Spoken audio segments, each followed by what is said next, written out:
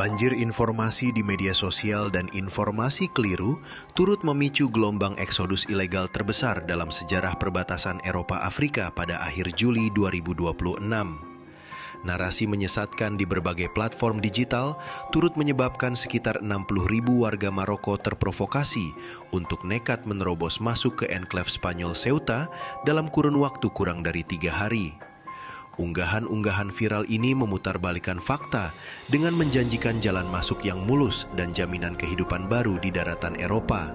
Sebuah ilusi yang dengan cepat menggerakkan puluhan ribu pemuda untuk mempertaruhkan nyawa di laut lepas. Akar dari misinformasi masif ini adalah pelintiran terhadap putusan terbaru Mahkamah Agung Spanyol yang melarang pemulangan paksa langsung bagi migran jalur laut.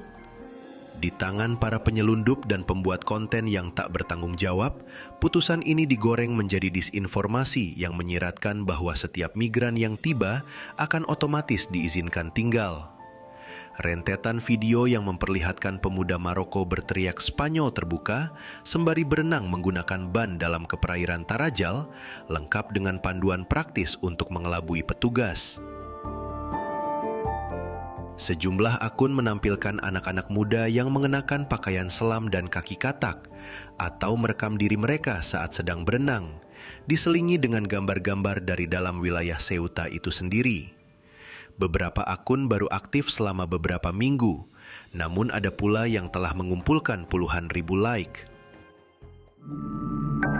Akibat termakan informasi palsu tersebut, realitas pahit harus dibayar dengan harga yang sangat mahal.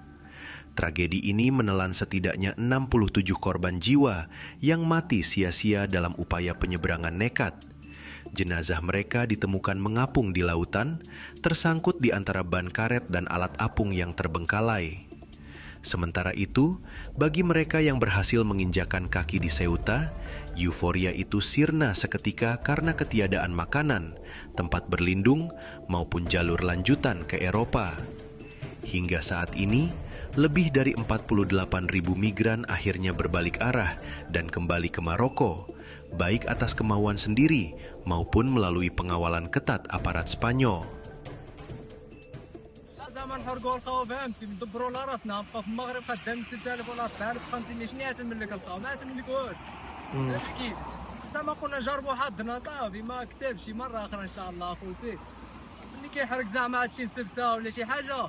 والله يتلقى واحد تكرفس بقى له كلشي مشدود الماكله ما كايناش صراحه ما ندوزوش حنا جربنا يحضرنا وسالم. Spanyol juga mengumumkan bahwa mereka sedang memasang pagar pembatas sepanjang 500 meter di perbatasan laut antara wilayah Ceuta di Afrika Utara dan negara tetangganya, Maroko. Adapun sejumlah warga Maroko yang tewas dimakamkan di pemakaman Muslim setempat. Las personas que están llegando ahora mismo a Ceuta, ahora mismo está todo paralizado. Lo único que hemos enterrado, los primeros antes de la avalancha, de la gran avalancha, hemos enterrado 3 cadáveres porque ya llevamos 7 que estaban en el depósito y el depósito no es grande para poder aguantar tantas personas en el depósito y lo hemos tenido que enterrar. Lo que se ha estado haciendo anteriormente, ahora mismo porque no se sabe, porque todavía es un número, todavía siguen saliendo cadáveres, no sabemos el número exacto que hay, hablan de alrededor de unos 70 fallecidos, pero actualmente todavía no hay una cifra cerrada. Menghadapi krisis yang membuat populasi Ceuta melonjak drastis hingga 70%, pemerintah sosialis Spanyol merespons dengan tangan besi. Perdana Menteri Pedro Sánchez mengecam eksodus ini sebagai pelanggaran kedaulatan Spanyol dan menuding secara terbuka disinformasi daring sebagai pemicu utamanya.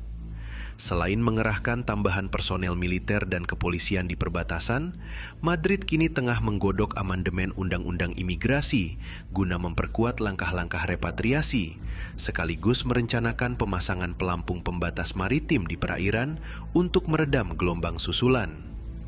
Di balik riuhnya hoaks media sosial, para pengamat internasional membaca adanya manuver tutup mata dari otoritas keamanan Maroko. Mengulangi pola krisis Mei 2021, aparat penjaga perbatasan Maroko dilaporkan sengaja berdiam diri dan membiarkan puluhan ribu warganya berjalan leluasa menuju pemecah gelombang Tarajal. Pembiaran ini secara luas ditafsirkan sebagai alat tekanan diplomatik Rabat atas langkah Spanyol baru-baru ini, termasuk kunjungan Pedro M. Sanchez ke Aljazair yang merupakan rival utama Maroko, serta persetujuan legislatif Spanyol untuk memberikan kewarganegaraan kepada keturunan Sahrawi dari wilayah sengketa Sahara Barat.